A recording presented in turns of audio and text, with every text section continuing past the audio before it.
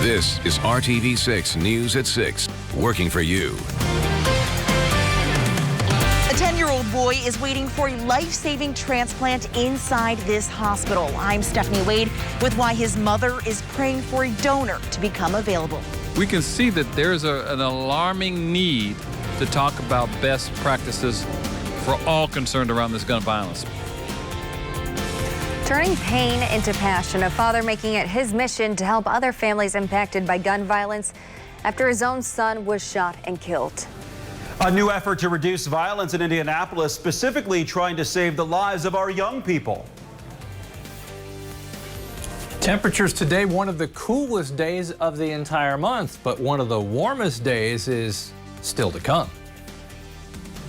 And welcome into the news at 6. I'm Amanda Starrentino at the WRTV studios.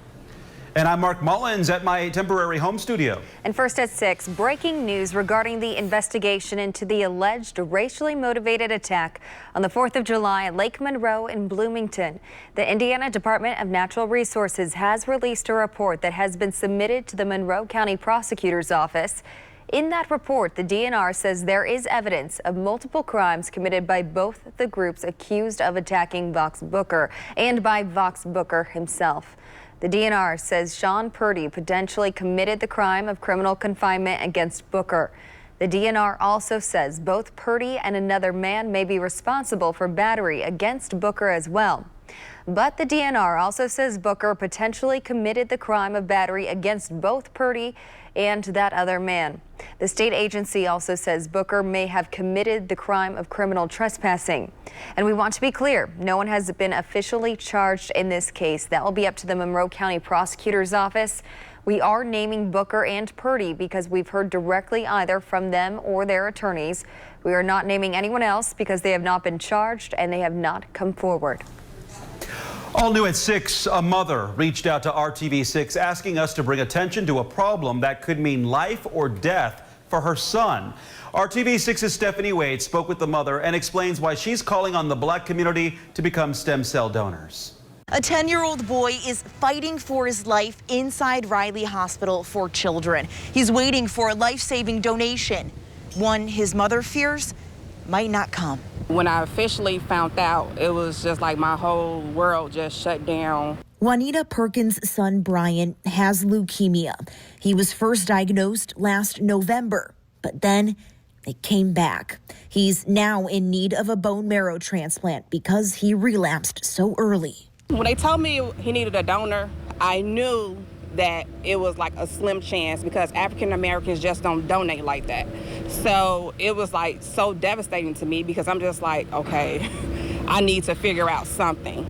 According to Dr. Jody Skiles, Brian has a 23% chance of finding the exact donor he needs because fewer of the African American community are registered stem cell donors.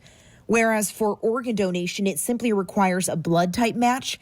Stem cell requires specific DNA. There's a huge gap there in terms of African American healthy people signing up to be donors, which means that African American patients are less likely to find a suitable donor. I think because we're not educated on being a donor, and I think more too because we are afraid to be a donor. Brian and his mother haven't left the hospital since June 17th.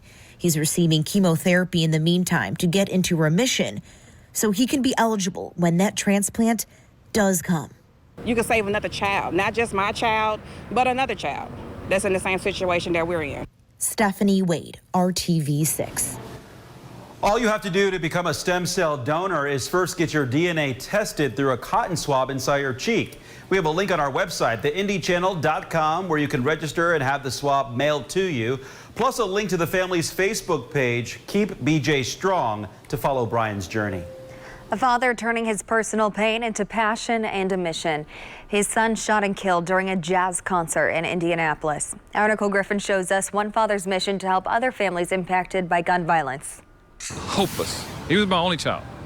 He's my only child. Craig Joseph's son, Christopher C.J. Joseph's life was cut short at just 26 years old when he was killed while attending a jazz concert in 2016 at Watkins Park. It took me literally 1 year to resolve pick myself back up. And it was either I was going to sit and continue to lament and be heartbroken, or I was going to do something about it to begin to heal. He started the HoHa Foundation 3 years ago. Now he meets with families who were in the same situation he was and offers help in financial donations. Daryl G. Colbert's family, his stepson was shot in Muncie. 25, he was walking away from a fight. He passed away, and we were able to give them a substantial check to help with some of the funeral expenses. The HoHa Foundation is not only supporting families impacted by gun violence, they are also working to put a stop to the violence.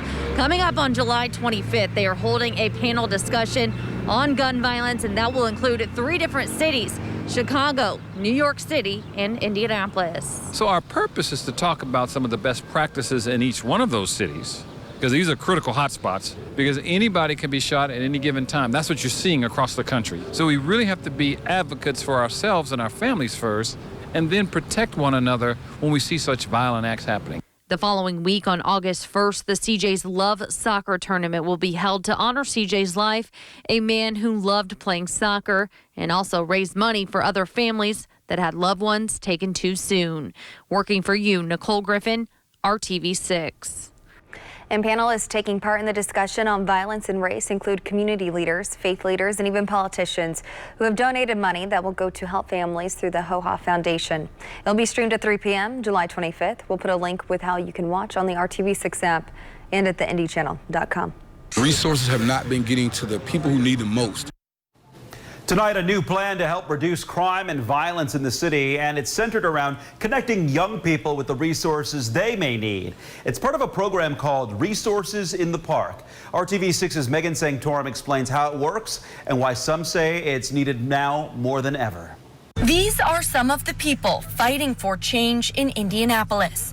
All of them a part of different organizations or groups that help provide for those in need, specifically at-risk youth.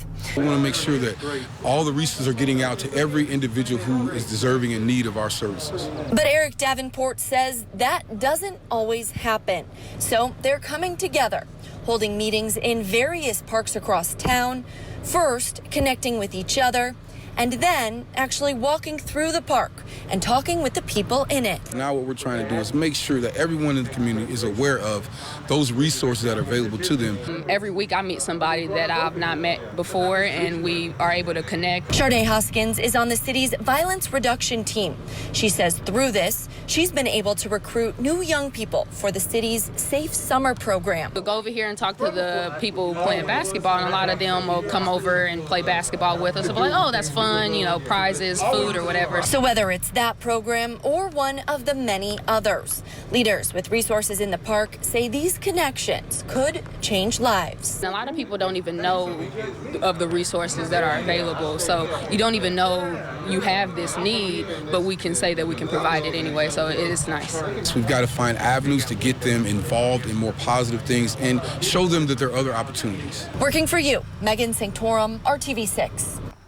And tonight, a new snapshot of how COVID-19 is impacting Indiana. The State Department of Health confirmed 735 new cases of COVID-19. That is an increase from yesterday.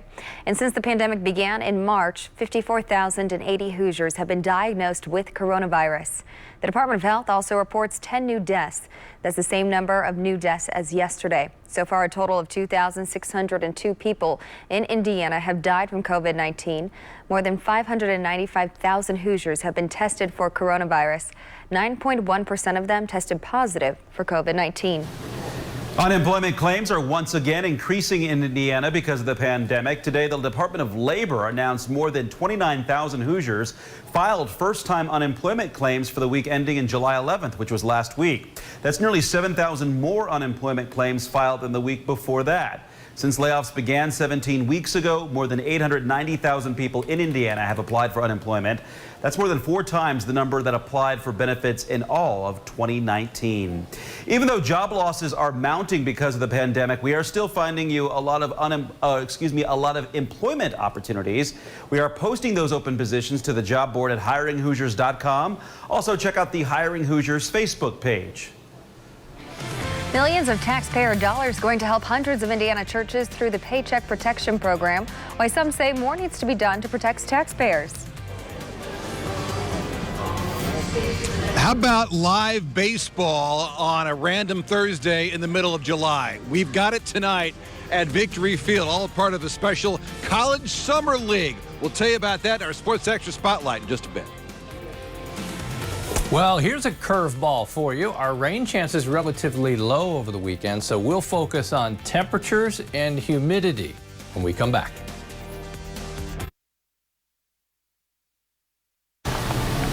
Call 6 Investigates is revealing new info showing that hundreds of churches and faith-based groups receive federal funds through the Paycheck Protection programs. That's millions of taxpayer dollars. The rebound is our commitment to ensuring that programs in place to help businesses get back on their feet are working as they should. Our Kara Kenny is sorting through who got the most money and why some say more needs to be done to protect taxpayers and the First Amendment. Traders Point Christian Church in Whitestown, St. Joan of Arc Catholic Church in Kokomo, Northview Christian Life Church in Indianapolis. These are just some of the Central Indiana houses of worship and religious nonprofits that received the most federal funding through the Paycheck Protection Program. Loans that don't have to be repaid as long as they're spent on things like payroll, mortgages, and utilities. The Small Business Administration doesn't have a category for religious institutions, but Call 6 Investigates counted at least 250 churches, temples, and religious nonprofits in our state that received loans of $150,000 or more. These 3 churches are among those that received between $1 and $2 million, according to data just released by the Small Business Administration. The pension fund of the Christian Church based in Indianapolis received $1 million. The nonprofit serves 14,000 pastors and 3,700 congregations and used the money to keep paying its employees and rent. We felt that it was the best responsibility in taking care of our pastors and church workers for us to go ahead and apply, which then would reduce our operating expenses for the year. Church of God Ministries in Anderson also received $1 million through the PPP. The nonprofit provides leadership for thousands of churches across the country and used the federal funds to cover 8 weeks of salary for 78 employees.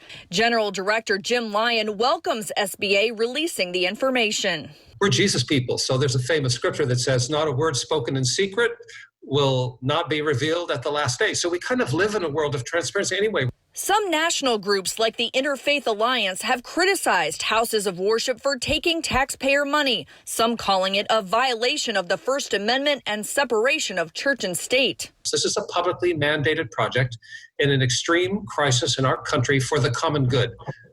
The church-state issues are only relevant if certain churches were favored above others, if certain religious groups or even nonprofits were favored among others. But that's not the way this works. Everyone has equal access. The Interfaith Alliance says while certain denominations were not favored, the group is still concerned. Just doesn't quite sit right.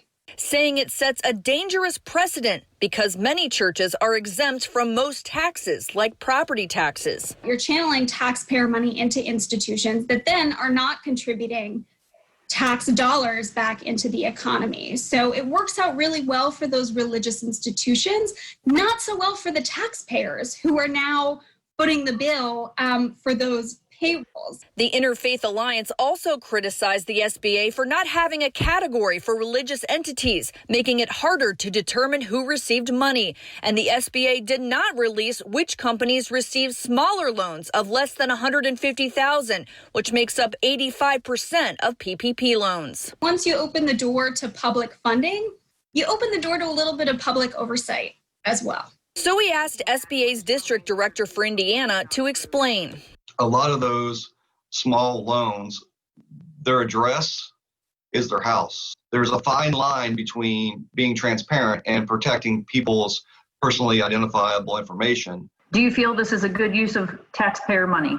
Well, I mean, absolutely. I mean, nonprofits do have employees, and the whole idea is to keep folks on the payroll, to keep them off unemployment.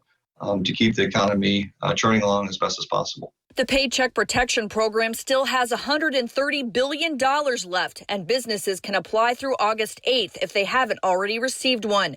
Central Indiana churches and nonprofits are grateful for the money, while some groups are urging the SBA to release even more detail moving forward. Kara Kenny, RTV6. Well, you can read responses from churches who receive federal funds in this story on the RTV6 app. We also have a database where you can look up whether your church, your favorite restaurant, or business received a PPP loan. It's turned out to be a pretty comfortable evening in central Indiana. We'll hear more about that. Dave First is live at Victory Field in just a little bit with some baseball action in your neighborhood. Sunshine coming out in the western half of the state, still with the cloud cover, but thinning cloud cover in eastern Indiana. Eventually, in that tug of war, clear skies will win out tonight. 79 in Plainfield, 76 in Greenfield, temperatures in the upper 70s in Martinsville. In many cases, today was the coolest day of the month. Now guess what? We jump right back to 90 during the day tomorrow, and warmer temperatures for the weekend. Gary's at 77 with the wind off the lake there, northwest Indiana. 78 in Bloomington, 83 in western portions of the state because you've had more sunshine for a longer period of time. Next 3 days, there's the story. We've been there before. We're going there again. The humidity stays consistently high and temperatures gradually climb, peaking on Sunday at 94. And I do think we'll have heat index values in the triple-digit range of 100 to 105 on Sunday afternoon, especially being the steamiest day. During the day tomorrow, upper 80s to around 90. Wind will be light, a lot more sunshine than we had today, about the same humidity level. Humidity levels will climb more as we get to the weekend. I mentioned low rain chances for the weekend. They're not zero. 20% chance of thunderstorms Saturday, just a little higher Sunday. Most likely time would be after, say, 2 o'clock in the afternoon into the evening hours, matching up with the peak heating expected. Highs Saturday, lower 90s to the north, could hit 93 in Lafayette, 93 in Indy. Temperatures in the southern portion of the state in the low 90s as well, with a mixture of clouds and sunshine. As you see Saturday, most of the day dry. We'll have some clouds pop up in the afternoon. It may be an isolated thunderstorm. Here's your 7-day planner. Temperatures over the next 7 days do cool off after that really hot stretch Saturday through Monday. The rain chances come back up, bringing more clouds, some thunderstorms, and pushing temperatures back down into the upper 80s. But overnight lows will still be around 70 degrees. I'm ready for the sounds of the ballpark. Let's go to Victory Field with Dave First. I'm going to make you jealous, Kevin. How does your yard look anything like this? The crew out here at Victory Field has done an amazing job for years and years and years. Sadly, this thing is pristine because the minor league seasons have all been canceled, but not tonight. We've got college baseball tonight in the summer league that is happening up at Grand Park. This is the All-Star game tonight, first of 3 straight Thursday nights here at Victory Field. Take a look at the schedule. Again, it's the All-Star game tonight, and then next Thursday, 2 of the best teams in this league battle. This are all 6:30 first pitches, by the way, and then it all wraps up with a championship game coming up in 2 weeks. We're talking masks, we're talking social distancing, capacity capped at 1,000 fans here tonight. Brad Brown has more in the Sports Extra Spotlight. The boys of summer are getting a second chance to salvage something of a season. It gets a little chippy sometimes between teams and everything, but definitely it's a fun atmosphere for sure. I know that from my friends that also play in the league, it's definitely like something that we have that still competitive edge and everything, but all around it's a fun time. Westfield's Grand Park is hosting the College Summer League, a dozen teams filled with around 400 players, largely from Central Indiana and the Midwest. Getting that, the information that they weren't going to be playing ball and then getting this response back, they were definitely excited to have a place to play. A lot of the guys enjoyed the way we've gone about it. Instead of playing 70 games, we're getting everyone 30 games. From Division I talent down through to the junior college ranks, all of these players share the common thread of having their original spring plans to play canceled by COVID-19. It means a lot to me because I was originally going to go down to the Prospect League down south in Terre Haute, Indiana, and just the ability to actually come out here and actually play at Grant Park. I mean, I live 20 minutes right down the road, so it's nice to be on like great facilities and all that other stuff. A handful of these guys will be getting strong looks from Major League scouts. For many of them, though, it's simply a chance to be on the field, when that prospect seemed grim just a few months ago. We focus all of our program on training, so we're not over pitching anyone, we're not overplaying anyone. We have trainers on staff that assist them at our indoor facility. We've gravitated towards some college baseball, and now without not having any Indians games, and to be able to bring some of these college kids out, give them a unique experience, all-star game, regular season game, and then a championship game, we feel really good about it. The now common threads of playing during a pandemic are easy to spot around Grant Park. We have to continuously remind people, hey, follow these guidelines, listen to us. We're trying to keep everybody safe here. But once they step between the lines, it's just baseball. Once we get on the field, I mean, before the game during BP, we'll joke around a little bit. Once we get on the field, it's like down to business. It's like, hey, we want to be the best team. In Westfield, Brad Brown, RTV6 Sports. This is a very special tournament for a lot of guys trying to get noticed by the scouts, and they are here tonight. And also hope you join us tomorrow night, Central Indiana chapter of the National Football Foundation, the virtual celebration honoring 15 area athletes representing 14 area schools. Jared Thomas wins the Collegiate Award, the inspiring story, the Bowsman emotional story as well, the Courage Award. All tomorrow night, 7:30 on the RTV6 Facebook page. The news at 6 continues after this.